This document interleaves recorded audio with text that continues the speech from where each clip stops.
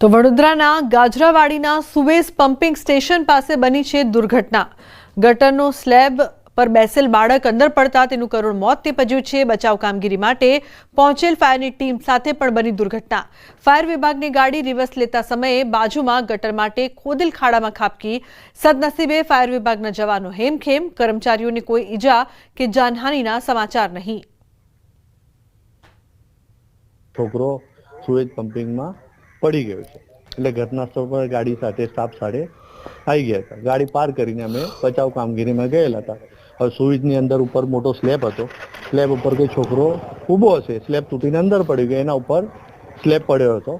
અમે આવ્યા પછી એને રસા બાંધીને સ્લેબને હટાવીને પછી છોકરાની બોડી બહાર કાઢી। એટલામાં સામેથી અમારો એક બીજો માણસ કહેવા આવ્યો કે તમારી ગાડી ઘસી રહી છે, એટલે અમારો ડ્રાઈવર દોડતો ગયો છે અને ગાડીની અંદર બેસીને રિવર્સ મારવા ગયો એટલામાં ભેકડ ખસી પડી અને ગાડી પલટી ગઈ। અહીંયા સુએજ પંપની જગ્યા છે અને અહીંયા જે જાણ મળી અમને તે પ્રમાણે 16-17 વર્ષનો બાળક છે જેની મૃત્યુ થયું છે અને તેને બચાવવા માટે જ્યારે એક ફાયર બ્રિગેડની ગાડી આવી હતી તે રિવર્સ હતી વખતે જમીન પોલી હોવાના કારણે અને એક સાઈડ થોડો ખાડો હોવાના કારણે પલટી થઈ ગઈ છે।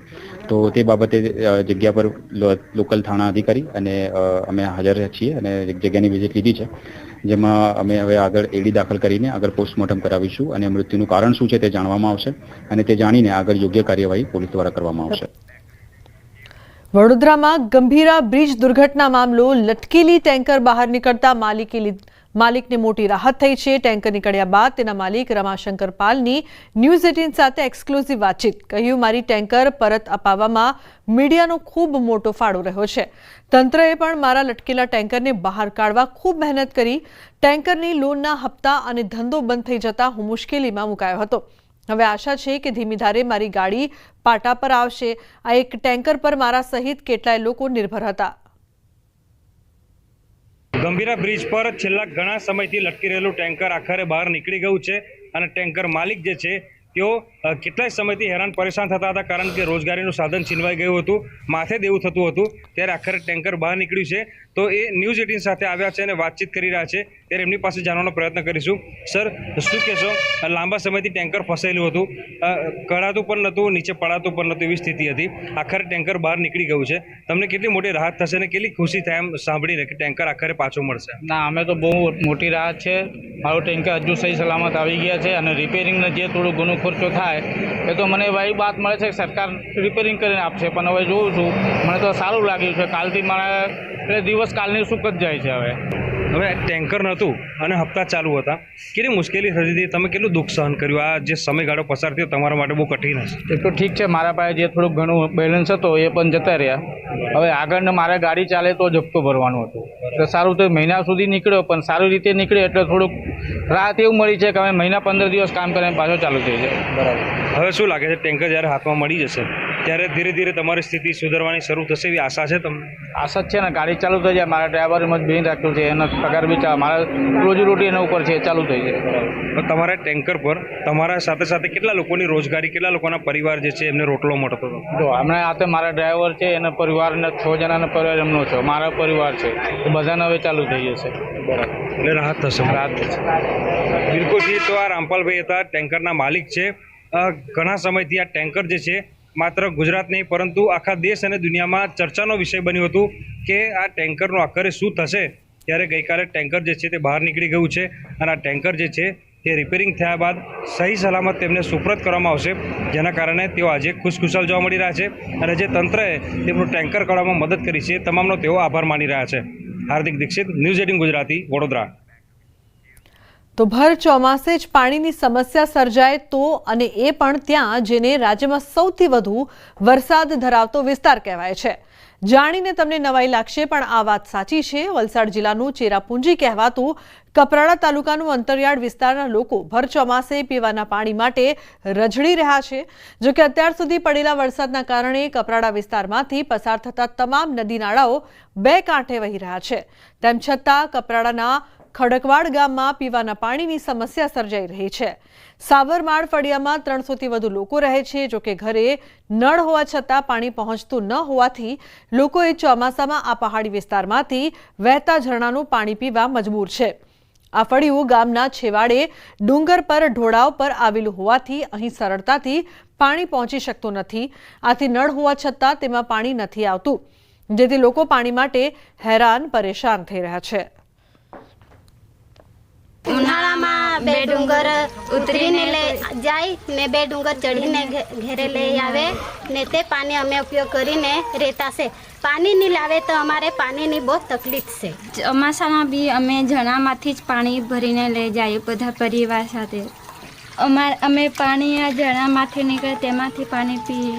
અહીંયા મેં સ્કૂલમાં જાઉં છું ત્યારે પાણી ભરવાની બહુ તંગી હોય. ઝરણામાંથી પાણી લઈને પછી ઘરે લઈને જવાનું પાણી ને પછી સ્કૂલમાં જવાનું બહુ મોડું બી થાય. અમારે જે પણ પાણીની તકલીફ છે પીવા માટે, જે અમે 2 ડુંગર ટેંકરા ચડીને નીચે જતા હોય છે, તો આજે ચોમાસામાં જે અમે ગંદુ પાણી પીતા છે, એ મારે તંત્રને એવું જ કહેવા માગું છું મેં કે અમારું જે હલ પાણીનું છે એ વહેલી તકે બનાવી આપે ને અમારું સમસ્યા જો છે એ પૂરું પડે, બસ એટલું કહીને મેં માંગશે. મીડિયા તરફથી મળેલી જાણ અંગે હાલ પાણી પુરવઠા અને એસ્ટોરી યોજનાને આ ફરિયાદ તબદીલ કરવામાં આવેલી છે. થોડા જ સમયમાં એનું નિરાકરણ લાવે એ રીતની જે તે ખાતાને સૂચના આપવામાં આવી છે. અમરેલીમાં સાવરકુંડલાના ઘાંડલા ફીડરમાં વીજ પુરવઠો ન મળતા ખેડૂતો રોષે ભરાયા છે. 6 જેટલા ગામોના ખેડૂતો પિયત માટે પરેશાન બન્યા છે. પિયત પાણી માટે વીજળીની જરૂર છે, પરંતુ પૂરતો વીજ પુરવઠો ન મળતા ખેડૂતો આક્રોશિત થયા છે. રાત્રે પીજીવીસીએલ કચેરીએ ખેડૂતોએ પહોંચીને હલ્લાબોલ કર્યો. વીજપડી, ભમ્મર, ઘાંડલા સહિતના ગામોમાંથી ખેડૂતો કચેરી પહોંચ્યા હતા, પરંતુ કચેરીએ એક પણ કર્મચારી હાજર ન હતો. ખેડૂતોએ સૂત્રોચ્ચાર કરી વિરોધ દર્શાવ્યો અને વીજ પુરવઠો નિયમિત આપવા માટે પણ માંગ કરી છે. વન્ય પ્રાણીનો અમારે ત્રાસ છે, છતાં પણ અમારે રાત્રે પણ એની અમુક પાવર વાટે અમારે બેહવું પડે છે. મોતના મોઢામાં રહી અને અમારો પાક બચાવવાનો અમે પ્રયાસ કરીએ છીએ. અત્યારે પાકમાં 60% જેવી નુકસાની છે અને હજી આગળના 2-3 દિવસમાં નહીં આવે તો અમારા હાથમાં કાંઈ લાંબુ બચે એવું નથી. 30 થી 40% પાક બચે એવી પોઝિશન છે સાહેબ. એટલે અમે અત્યારે વીજપડી પીજીવીસીએલ કચેરીમાં 11 વાગે રાત્રે આવ્યા છીએ અને આવવાની અમને ફરજ પાડી છે. એ લોકોએ અમારો પાવર રેગ્યુલર નહીં કરીને 8 કલાકને બદલે 4 કલાક કે 5 કલાકમાં પાવર ટીપું મારીને પૂરો પાડે. જે કોલ સેન્ટરમાં ફોન કરીએ તો એમ જ કહે છે કે તમારો પાવર પૂરો થઈ ગયો, કારણ કે ફોલ્ટમાં છે, ગાડી રિપેરિંગમાં છે. પ્લસ બીજા નંબરમાં 8 દિવસ પહેલાં એની જીએબી વાળા પાસે સ્ટાફ નથી, તો સવારમાં 6 વાગે હજી ખેડૂત બ્રશ નહોતા કર્યા. અમારે તો દાંતણ કહે, અહીં સિટીમાં બ્રશ કહે, દાંતણ નહોતા ભાભલાવે કર્યા. ત્યાં 250 જણા જીએબી વાળા આવી ગયા અને ઘેર ઘેર લઈ લીધા. તો એની પાસે ચેકિંગ કરવાના માણસો છે, પૂરતી ગાડીઓ છે, પોલીસ સ્ટાફ છે, તો ખેડૂત માટે કાંઈ નથી. જૂનાગઢની કસ્તુરબા કોલોનીમાં ફરીવાર વન્ય પ્રાણીઓનો આતંક જોવા મળ્યો છે. સક્કરબાગ ઝૂની તૂટેલી દિવાલમાંથી સિંહણ ઘૂસી આવતા 2 પશુનો ભોગ લેવાયો. આ ઘટનાથી સ્થાનિકોમાં ફફડાટ વ્યાપી ગયો છે અને ઝૂ સત્તાધીશોની નિષ્ક્રિયતાના આક્ષેપો થયા છે. લોકોની માંગ છે કે તૂટેલી દિવાલની તાત્કાલિક મરામત થાય અને સુરક્ષા વધારવામાં આવે. સક્કરબાગની ઝાડવા છે ને લાઈન, એમાં ઝાડવાની ત્યાંથી સીધા અમારે આવી જાય છે. અમારે સીધા ત્યાંથી આવી જાય છે. તો હવે અમારે શું કરવું? અમને અમે કેટલી વાર એને કીધું તો દિવાલ પડી ગઈ, એને 2 મહિના થઈ ગયા તો કોઈ દિવાલ ચણવા નથી આવતું. આની પહેલા 2 મહિના પહેલા 2 વાર દિવાલ પડી ગઈ હતી, તો એ બાબતે 3-3 મહિને ચણવા આવે છે. તો આજે વખતે સિંહણ આવી ગઈ ને એટલે અમે સિંહણ તો અમારે મારણ તો કર્યું, મારણ કરીને ધરાઈ દે બીને અહીંયા ફરિયા માટા મારતી હતી. એટલે એને હિસાબે અમારે છે ને તાત્કાલિક આ બધી રજૂઆત દેવી પડી. અહીંયા અવારનવાર રીંછ આવે છે, મગર આવે છે ને હવે સિંહણ પણ આવવા માંડી છે. એનું કારણ છે કે આ દિવાલ પડી ગઈ, 2 મહિના થયા. આની રજૂઆત કરી હતી તો અહીંયા આવીને ઝારીને નેટ મારી ગયા. ઝારી નેટ તોડી અને સિંહણ આવી અને અમારા 2 પશુના મારણ કરી નાખ્યા. બરોબર છે, અહીંયા બધાય રહે છે, બાળકો રમતા હોય, દિવસનું કોઈ પણ આવી ઓચિંતાનું કોઈ પણ ને બટકું કે કંઈ ભલે છે તો એનું કોણ જવાબદાર છે? બરોબર છે, કેટલી વાર રજૂઆત કરી પણ કોઈ ધ્યાન દેતું નથી. વારંવાર અમે રજૂઆત કરી છે કે સક્કરબાગ વાળાને કે આ જલ્દી મોટી વ્યવસ્થિત દિવાલ બને અને સારી બનાવી દો તો આ લોકો ભયને મુક્ત થાય અને લોકો શાંતિથી રહી શકે. પાણી પણ આવી જાય છે સક્કરબાગનું અંદર અને આ જનાવર પણ આવી જાય છે. તો આ રીતે લોકો અહીંયા ભયમાં રહે છે. વહેલી તકે આ દિવાલ બનાવે. આ દિવાલ તૂટેલી છે, અહીંયા ખાલી ખીલા મારેલા છે. તમે જોવો તો જ ખબર પડી જશે કે જનાવર અહીંયા આવી જાય ને આવી જાય ને કોઈક માણસને જ્યારે લગાડી દે તે જવાબદાર વ્યક્તિ કોણ? મહીસાગર જિલ્લામાં વધુ એક કૌભાંડ સામે આવ્યું છે. લુણાવાડા તાલુકાના ઉકરડી ગ્રામ પંચાયતના સરપંચ અને ગ્રામજનોએ આક્ષેપ લગાવ્યા છે પ્રધાનમંત્રી આવાસ યોજનાના લાભાર્થીઓના ખાતામાંથી બારોબાર રૂપિયા ઉપાડી લીધા હોવાનો ગ્રામજનોનો આક્ષેપ છે. લાભાર્થીઓની જાણ બહાર એટીએમની મદદથી પૈસા ઉપાડી લેતા લાભાર્થીઓએ કાર્યવાહીની માંગ કરી છે. ગ્રામ પંચાયતના સભ્યોએ સરપંચ સામે અવિશ્વાસની દરખાસ્ત દાખલ કરી છે, તો નાયબ જિલ્લા વિકાસ અધિકારીએ સમગ્ર મામલે તપાસના આદેશ આપ્યા છે. ડાયરેક્ટ લાભાર્થીના ઓટીપીથી અને એકાઉન્ટ ડાયરેક્ટ ખોલાઈને એટીએમ જોડે રાખીને ઉપાડેલા છે. એક હપ્તાના 30,000 રૂપિયા છે તે એટીએમ દ્વારા ઉપાડેલા છે. બીજા અનેકના ઉપાડેલા છે પણ 70-80,000 પણ ટોટલ 20 આપે 10 આપે એમ કે ટુકડી ટુકડી આપે. મારા મકાનના આવાસ યોજનાના પૈસા પડેલા 30,000 રૂપિયા એ એટીએમ દ્વારા એને ઉપાડી લીધા છે. એન્ટ્રી પડાવવા ગયો તાને હું તપાસ કરાવી કે મારે બધાનું મકાન આવ્યું તો મારે કેમ નથી આવ્યું, એટલા માટે હું તપાસ કરાવી. તાને મને ખબર પડી કે મારા પૈસા ઉપડી જાય. એમાં સરપંચે અમને પૂછ્યા વગર પંચાયતના અનેક કામો કર્યા છે. અમે કોઈ સભ્યો જાણતા નહીં કે ડેપ્યુટીને નહીં પૂછ્યું કે સભ્યોને નહીં પૂછ્યું અને ડાયરેક્ટ કાર્યવાહી કરે છે. એ જે બેંકમાં એમના નાણાં ગયા છે એ બેંક દ્વારા કઈ રીતે સરપંચે ઉપાડ્યા છે એ બાબતને અમે તપાસ કરાવીશું. છોટાઉદેપુર જિલ્લાના રૂમાડિયા ગામમાં અનોખો શપથ સમારોહ યોજાયો. લોકસભા અને વિધાનસભાના સભ્યોની જેમ નવા ચૂંટાયેલા ગ્રામ પંચાયતના સભ્યોએ પણ પદ અને ગોપનીયતાની શપથ લીધી હતી. આ અનોખા શપથ ગ્રહણ સમારોહને નિહાળવા ગામના લોકો તો ભેગા થયા જ હતા, સાથોસાથ આસપાસના ગામના લોકો પણ આવ્યા હતા. ગામના નવનિયુક્ત સરપંચે જણાવ્યું હતું કે ગ્રામજનો શપથ સમારોહ ગામ નિહાળી શકે તે હેતુથી શપથવિધિ રાખવામાં આવી હતી. તેઓ જિલ્લા આરોગ્ય વિભાગમાં સેવા કરી નિવૃત્ત થતા ગામના લોકોની સેવા કરી રૂમડિયા ગામને આદર્શ ગામ બનાવવાની નેમ લીધી છે. મારો જે આ જે શપથવિધિ કાર્યક્રમનો જે વિચાર છે આવ્યો એ ગામ લોકોને આ શપથવિધિ કાર્યક્રમ કઈ રીતે થાય છે એ ગામ લોકો ગાંધીનગર કે દિલ્હી નથી જવાના, પણ ગામડાના લોકો ગામની અંદર આ કાર્યક્રમ જોઈ શકે. અને આ આપણી સંસદ છે, આ આપણી વિધાનસભા છે. ગ્રામ પંચાયત એ જ વિધાનસભા કે સંસદ સભ્ય ગામ માટેની છે. મને દેખાય છે મારા ભવિષ્યની અંદર મારે શું કામ કરવું છે, તો તમામ ટીમ સાથે, જિલ્લાની તાલુકાની ટીમ સાથે સંકલનમાં રહીને અને આપણે પર જે ગામના લોકો મારા પર જે વિશ્વાસ મૂક્યો છે સરપંચ તરીકે, તો એ વિશ્વાસને પૂર્ણ કરવા માટેની કામગીરી મારે શરૂઆત કરવાની છે. અને એ મેં કરીને 5 વર્ષની અંદર એક આદર્શ વિલેજ બનાવવા તરીકેના પ્રયત્નો મારે કરવા છે. લોકસભા અને વિધાનસભામાં જે રીતે લોકો સામે પોતાની જવાબદારી અને નિષ્ઠાથી કામ કરવા માટેના શપથ લેવડાવવામાં આવે છે, તે જ રીતે રૂમડિયા ગામના લોકોની હાજરીમાં ચૂંટાયેલા સરપંચ અને સદસ્યોએ મોટી સંખ્યામાં આવેલા ગામના લોકો સામે શપથ લીધા. ગુજરાતમાં કદાચ આ પહેલીવાર બન્યું હશે કે કોઈ ગામમાં સરપંચે અને સદસ્યોનો શપથવિધિ કાર્યક્રમ યોજ્યો હોય. શપથવિધિમાં ભાજપના ધારાસભ્ય જયંતિભાઈ રાઠવા, જિલ્લા પંચાયતના પ્રમુખ મલકાબેન રાઠવા અને આસપાસના ગામોના સરપંચ હાજર રહ્યા હતા. નવા ચૂંટાયેલા સરપંચ ડોક્ટર વિજય રાઠવાની કામગીરીને બિરદાવી હતી. તો પ્રથમવાર એમને સરપંચશ્રી અને ચૂંટાયેલા સભ્યશ્રીઓ, ડેપ્યુટી સરપંચશ્રીઓનો શપથ સમારોહ રાખ્યો એ ખૂબ આનંદની વાત છે. મારી પોતાની વિધાનસભા સીટ છે ત્યારે આવા જાગૃત સરપંચશ્રીઓ અમને મળતા રહે અને જે કેન્દ્ર સરકાર અને રાજ્ય સરકારશ્રીની કલ્યાણકારી યોજનાઓ છે એ યોજનાઓ અંત્યોદય સુધી, શિવાળાના માનવી સુધી, દરેક વ્યક્તિ સુધી પહોંચાડવાનું કામ અમારા સરપંચશ્રીઓ અમે બધા સાથે મળીને કરીએ. લોકોની અંદર ખૂબ આનંદ અને ઉત્સાહ છે. વિજયભાઈ ખૂબ જાગૃત અને શિક્ષિત છે, જેથી કરીને અમને વિશ્વાસ છે કે આ રૂમડિયા ગ્રામ પંચાયતનો ખૂબ વિકાસ થશે.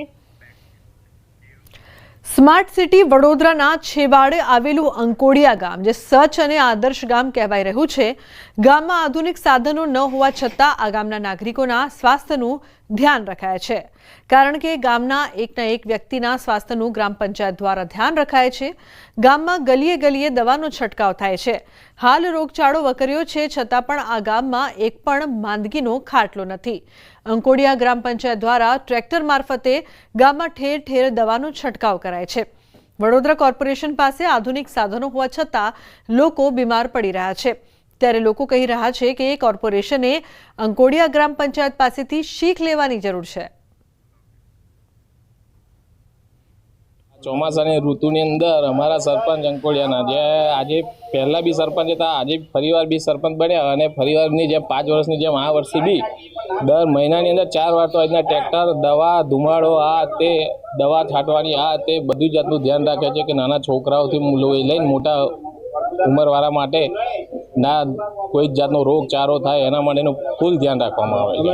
ચોમાસું છે એટલે અમારો જે ફરિયામાં છે ઇન્દિરાનગર 2માં ટ્રેક્ટરથી દવાનો છંટકાવ થઈ રહ્યો છે અને જે ઝાડી ચોખરા મચ્છર એ થયા બહુ સરસ કામ ચાલી રહ્યું છે. મારા ગામના નાગરિકોના સ્વાસ્થ્ય માટે હું ચિંતિત છું. તો પછી ગામમાં ગલીએ ગલીએ દવાનો છંટકાવ ચાલી રહ્યો છે. એમાં કોઈ મચ્છર ને કચરું ને ગમે તે એ આગળ વધે ના, તેના માટે હું પ્રયત્ન કરી રહી છું. સ્માર્ટ સિટીની લાઈનમાં સતત વિવાદોમાં રહેતા વડોદરા કોર્પોરેશને જે અંકોડિયા ગ્રામ પંચાયત છે તેની પાસેથી સબક અને શીખ બંને લેવાની જરૂર છે, કારણ કે આ સીધા દ્રશ્યો તમને બતાવી રહ્યા છે કે અંકોડિયા ગામ છે ત્યાંના દ્રશ્યો છે. અહીંયા દવાનો છંટકાવ થઈ રહ્યો છે. લગભગ 6000ની આસપાસની વસ્તી છે અને 20 જેટલા ફળિયા આ ગામમાં આવેલા છે. ત્યારે જે ગ્રામ પંચાયત છે, ગામના સરપંચ છે, તેમના દ્વારા ગામમાં ગલીએ ગલીએ અને ઘરે ઘરે દવાનો છંટકાવ જે છે તે કરવામાં આવી રહ્યો છે. અને ઉદ્દેશ્ય એક જ છે કે ચોમાસાની ઋતુ છે તો ગ્રામજનો બીમાર ના પડે, ગામમાં રોગચાળો ના ફેલાય. તેના ભાગરૂપે જ એટલે કે તકેદારીના ભાગરૂપે અત્યારે ગામમાં દવાનો છંટકાવ જે છે તે કરવામાં આવી રહ્યો છે. કોર્પોરેશનની હદમાં આપણે જોયું હશે કે કોર્પોરેશનના જે શિક્ષિત અધિકારીઓ છે તેઓ પોતે આ પ્રકારની કામગીરી નથી કરી શકતા અને જે વડોદરા શહેરના નાગરિકો છે તેઓ રોગચાળાના ભરડામાં ખસેડાઈ જતા હોય છે અને હોસ્પિટલો દર્દીઓથી છલકાતી હોય છે. ત્યારે ચોક્કસથી વડોદરા કોર્પોરેશને અંકોડિયા ગ્રામ પંચાયત પાસેથી કંઈક શીખવાની જરૂર છે અને વડોદરા શહેરમાં પણ ગ્રામ પંચાયતની જેમ આ રીતે દવાનો છંટકાવ જે છે તે ઠેર ઠેર કરવામાં આવે તો વડોદરા શહેરમાંથી પણ જે રોગચાળો છે તેના પર નિયંત્રણ લાવી શકાય તેમ છે. હાર્દિક દીક્ષિત, ન્યૂઝ 18 ગુજરાતી, વડોદરા.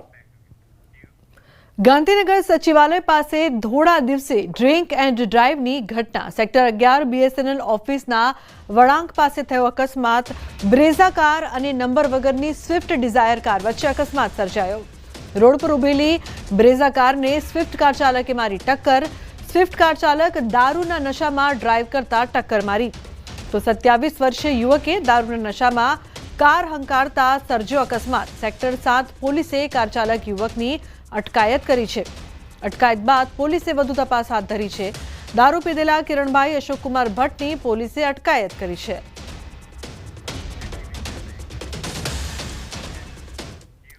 કાબડ યાત્રા માટે આવેલા 2 ભક્તોના ફરી મોત. રાજસ્થાનના સિહોર કુબેરેશ્વરના આંતરરાષ્ટ્રીય કથાકાર પંડિત પ્રદીપ મિશ્રાની કાવડ યાત્રા દરમિયાન 2 ભક્તોના મોત થયા છે. આ સાથે મૃતકોની સંખ્યા હવે 4 થઈ ગઈ છે.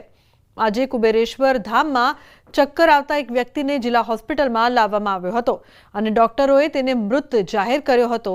આ ઉપરાંત સેવાન નદીમાં સ્નાન કરતી વખતે માથામાં ઈજા થવાના કારણે જિલ્લા હોસ્પિટલમાં સારવાર દરમિયાન અન્ય એક વ્યક્તિનું મૃત્યુ થયું હતું.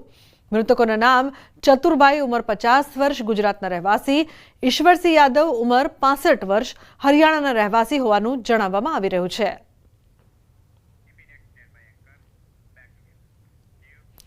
અમદાવાદમાં વિશ્વ સંસ્કૃત દિવસ નિમિત્તે સંસ્કૃત પખવાડિયાની ઉજવણી. શ્રાવણ પૂનમ એટલે કે રક્ષાબંધનના દિવસે વિશ્વ સંસ્કૃત દિવસની પણ ઉજવણી થાય છે. વિશ્વ સંસ્કૃત દિવસને લઈને સરકારનો મહત્વનો નિર્ણય. 1 અઠવાડિયા સુધી સંસ્કૃત પખવાડિયા તરીકે ઉજવણી કરવાનો નિર્ણય લેવામાં આવ્યો છે. વિવિધ શાળા, કોલેજો અને યુનિવર્સિટીમાં સંસ્કૃત પખવાડિયાની ઉજવણી થશે. સંસ્કૃત આપણી ભારતની ભાષા છે, એકતાની ભાષા છે, બધી જ ભાષાઓની જનની છે. તો આ ખાલી ભાષા નથી, આ આપણી એક સંસ્કૃતિ છે, દર્શન છે અને પૂરો જ્ઞાન આપણો સંસ્કૃતમાં છે. તો એટલા માટે વિવિધ પ્રવૃત્તિઓ વિદ્યાલયો, મહાવિદ્યાલયો, વિશ્વવિદ્યાલયોમાં થશે.